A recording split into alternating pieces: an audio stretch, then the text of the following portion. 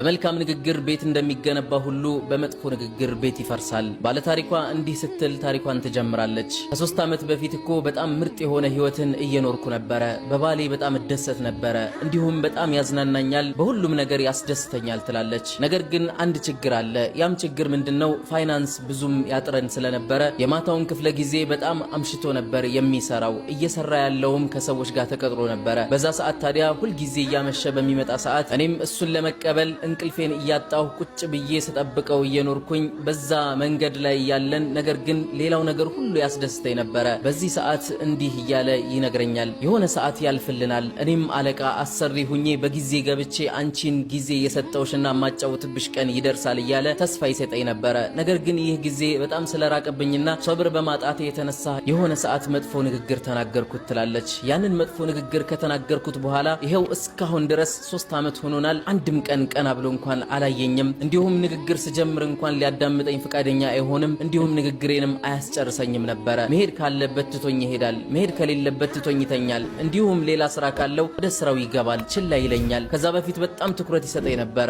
ማታ ማታ ማምሸቱ ብቻ ነበረ ትላለች። ማታ ማታ የሚያመሸውም ኦቨርታይም ስራ እየሰራ ነበረ። የሚሰራው ጋራጅ ውስጥ ነው። ጋራጅ ሙሉ ቀን ሲሰራ እየዋለ ነገር ግን እዛው ጋራጅ ውስጥ የሚያድሩ መኪናዎችን ለመጠበቅ በፈረቃ ይጠብቁ ነበር ከጓደኞቹ ጋር። በመጠበቃቸውም የተነሳ ይከፈላቸዋል። ያቺ ገንዘብ ጠቃሚ ናት፣ ነገር ግን እኔ አትታየኝም ነበር ያቺ ገንዘብ። እሱ በጊዜ መጥቶ እንቅልፌን መተኛበት ጊዜ እንጂ ሚናፍቀኝ እሱን መጠበቁ በጣም እየሰለቸኝ ነበር በሰዓቱ ትላለች። ታዲያ በሆነ ሰዓት በሩን ከፍቼለት ስገባ እንደተለመደው የኔ ቆንጆ እንዴት ዋልሽ በማለት ይስመኛል። በዛ ሰዓት ግፍትር አደረኩትና ይሄ ጭቃ ጭቃ የሚለውን ሰውነትህን ታጠቡ፣ መጀመሪያ ገላህን ታጠብ አልኩት። ከዛ በኋላ ምንም ሳይከፋ እስከዛሬ ድረስ የነበረው ቆሻሻ እኮ ነው፣ እሱም በውሃ ይለቃል በማለት እየቀለደ ሊገባ ሞከረ። በዛ ሰዓት አስቆምኩትና እኔ የምናገረው ቁም ነገር ነው፣ በጣም ሰልችቶኛል አንተን መጠበቅ፣ እንዲሁም ቆሻሻህን ይዘህ እዚህ ተሸክመህ መምጣትህ በጣም እያሰለቸኝ ስለሆነ ለውጥ እፈልጋለሁ፣ ማታ በጊዜ መተኛት እፈልጋለሁ፣ ይሄንን ቆሻሻህን እዛው አራግፈህ የምትመጣበት ጊዜ ናፍቆኛል በማለት ተናገርኩት። ያን ጊዜ ነበር ፊቱን እያየሁት የተቀየረው፣ የማላቀው ማንነቱ ነበር የተገለጸልኝ። ከዛ በኋላ ግን አንድም ቀን ተናግሮኝ አያውቅም። እንዲሁም ከቤት ሲወጣ ሁሌም ሰላም ሳይለኝ ነበር የሚወጣው። በሚመጣ ሰዓት እንኳን ቆሻሻውን እያስታወሰ ይሁን ወይም እኔ የተናገርኩትን ንግግር እያስታወሰ ቀጥታ ወደ ቤት ገብቶ ልብሱን ቀይሮ እንዲሁም ሻወር ወስዶ እኔ ጋር እንኳን አይመጣም፣ ወደ ልጁ ይሄዳል፣ ከዛም ይተኛል። እንደዚህ አይነት ህይወትን እየኖርን ይሄው 3 ዓመታችን። ይረሳዋል ብዬም አስባለሁ፣ ነገር ግን ፈጽሞ ሊረሳው አልቻለም። ብዙ ጊዜ ለማናገር ሞክሬያለሁ። ከኔም አልፌ ጓደኞቼን ነግሬያቸው እንዲነግሩት አድርጌያለሁ። እነሱንም ሊያስተናግዳቸው አልፈለገም። የሱ የቅርብ የሚባሉ ጓደኞችንም አማክሬያቸዋለሁ። በፍጹም በዚህ ጉዳይና በዚህ ርዕስ ላይ ሊያናግራቸው ፍቃደኛ አልሆነም፣ አይፈልግም። በጣም ግራ ገብቶኛል። እሱን ትቼ መሄድ አልፈልግም፣ ምክንያቱም በጣም እወደዋለሁ፣ አፈቅረዋለሁ። አሁን ላይ ያለን ህይወት በጣም የሚገርም ነው። በጊዜ ነው የሚገባው። የራሱ የሆነ ጋራጅ ቤት ከፍቷል። እንዲሁም በጎኑ ደግሞ ስፔር ፓርት የመኪና መለዋወጫ የሚሸጥበት ሱቅም አለው። እዛ ሱቅ ላይ አንቺ ትቆሚያለሽ ብሎ በፊት ተስፋ ይሰጠኝ ነበረ፣ ተስፋ እያደረገ በነበረበት ሰዓት ላይ። አሁን ላይ ግን ሁሉን ነገር ቀይሯል። እዛ ሱቅ ላይም ያስቀመጠው ወንድ ነው፣ ሴት እንኳን አላስቀመጠም። በሚገርም ሁኔታ ለኔ እንደሚጨነቅልኝና እንደሚቆረቆርልኝ ይገባኛል። ነገር ግን እንደ በፊቱ እኔን ሊያጫውተኝም ሊያናግረኝም ጊዜ ሊሰጠኝም ፍቃደኛ አይደለም። በአሁን ሰዓት በጊዜ መግባት ይችላል። ሰራተኞቹ ናቸው አብዛኛውን ስራዎች የሚሰሩት። እሱ በጊዜ ገብቶ ሰራተኞቹ እንዲሰሩ ማድረግ ይችላል። ነገር ግን እኔ ጋር ረጅም ጊዜ መቆየትና እኔ ጋር መነጋገር፣ እኔ ፊት ለፊት መቀመጥ ባለመፈለጉ የተነሳ እያመሸ ነው የሚገባው። ሌላ ስበቦችን ፈጥሬና በሌላ ምክንያቶች የተነሳ እሱ ጋር ተጣልቼ ሽማግሌዎች ፊት ለፊት አቅርበውን እንድንነጋገርና እንድንታረቅ ፈልጌ ብዙ ምክንያቶችን ፈለግኩ። ነገር ግን እሱ ምክንያት ሊሰጠኝ አልፈለገም። እንደውም ጥፋት የሚባል ነገር አይታይበትም እኔን ከመዝጋቱ ውጪ እያለች ትነግረናለች። ምናልባት ይህ ጉዳይ ላልደረሰበትና ላልተያዘ ሰው 3 ዓመት ቀላል መስሎ ሊታየው ይችላል። እኔ ግን 3 ዓመት ውስጥ በጣም ብርድ የሚሰማውና እንዲሁም ቅዝቃዜ ያለበት ህይወት እየኖርኩ እንደሆነ ነው የሚሰማኝ። ከኖሩት በታችና ከሞቱት በላይ ነው ሁኜ የምኖረው። ባሌ ዘግቶኛል፣ ቤቴ ጨልሞብኛል። ምን ማድረግ እንዳለብኝ እንኳን አላውቅም። የሚፈልገውንና የማይፈልገውን እንኳን ገልጾ አይነግረኝም። ያቀረብኩለትን ማንኛውም ነገር ቢጥመውም ባይጥመውም ይበላል። ካላቀረብኩለትም ትቶኝ ይሄዳል። ወደ ቤቱም ሲገባ እንደ ሚስት አይመለከተኝም። በጣም ጫና እንደሆንኩበት እየተሰማኝ ነው። ከ3 ዓመታት በኋላ ታዲያ ምን እንደሚል ለመስማት ብዬ ፍቺ ይፈልጋለሁ ስለው በቀጥታ ነበረ የምትፈልጊውን አደርግልሻለሁ፣ ችግር የለውም፣ ከኔ የሚጠበቅብኝ ምን እንደሆነ ብቻ ንገሪኝ በማለት መልስ ይሰጠኝ። እኔም ጨነቀኝ። ጨነቀኝ። ከሱ መለየትም አልፈልግም። እሱን ርቄ መኖር የሚባለው ነገርም በጣም ያሳስበኛል። አሁን ላይ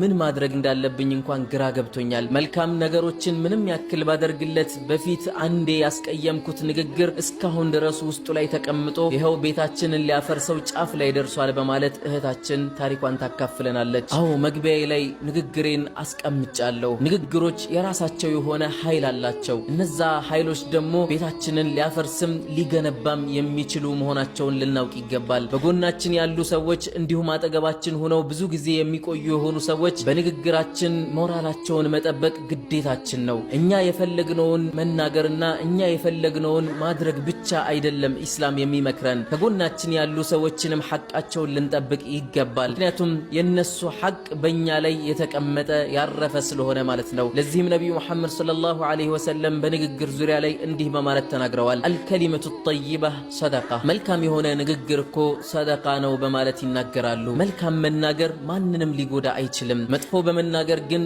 ብዙ ችግሮች ሊመጡ ይችላሉ። እንኳን ንግግር አይደለም የፊታችን ፈገግታ እንኳን ወሳኝነት እንዳለው ነቢዩ ሙሐመድ ሰለላሁ ዐለይሂ ወሰለም በሐዲታቸው መክረውናል። ወንድምህን በምታገኘው ሰዓት በምን መልኩ ማግኘት እንዳለብህ ረሱል ሲያሰለጥኑ እንዲህ ይላሉ፣ ቢወጅህን ጠሊቅ፣ በፈገግታ ፊት ነው ወንድምህን ማግኘት ያለብህ በማለት ይመክራሉ።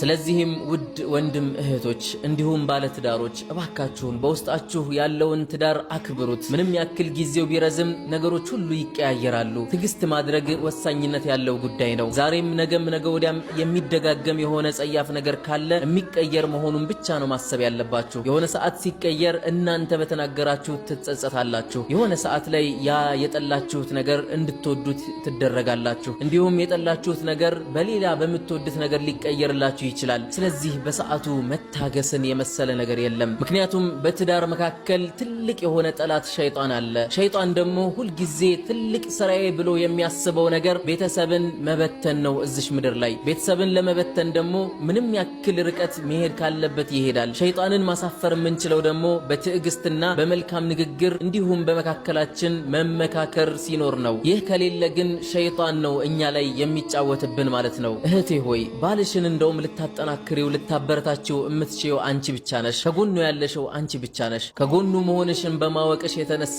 እሱ የሚጎለውንም ሆነ እንዲሁም ክፍተቱን ለመዝጋት ሁሌም ዝግጁ መሆን አለብሽ። ሲወጣ በደስታ መሸኘት እንዲሁም ሲመለስ እንኳን ደህና መጣህ ብለሽ በደስታ መቀበል እንጂ በፍጹም ሌላ ፊት ዛሬ ሌላ ፊት ነገ ማሳየት የለብሽም በሱ ላይ። እሱ የሚገናኛቸው ሰዎች በጣም ብዙ ሊሆኑ ይችላሉ። ጣልቶ ሊመጣ ይችላል። ችግሮች ተፈጥረውበት ወይም ችግር ፈጥሮ ሊመጣ ይችላል። ወይም በገንዘቡ ላይ ኪሳራ መጥቶበት ሊሆን ይችላል። ወይም አንቺ ያላሰብሽው አደጋ ደርሶበት ሊሆን ይችላል። ስለዚህ ይሄን ሁሉ ማወቅ የምትችይው ደግሞ በትዕግስት ነው። ገና ሲመጣ የምትጨነግፊው ከሆነ እሱም አንቺ ሊረዳሽ አይችልም። ወንድ ልጅ ደግሞ ቀልቡን የሚሰብረው ነገር ንግግር ነው። መጥፎ ንግግርም ሆነ ጥሩ የሆነ ንግግር ቀልቡን ሊሰብረው እንዲሁም ሊጠግነው ይችላል። ወንድ ልጅ መያዝ የምትችይው ንግግርሽን በጥንቃቄ በመናገርና ለሱ ትልቅ የሆነ ክብር በመስጠት መሆን አለበት። የዛሬው ምክር ነው። ወሰላሙ አለይኩም ወራህመቱላሂ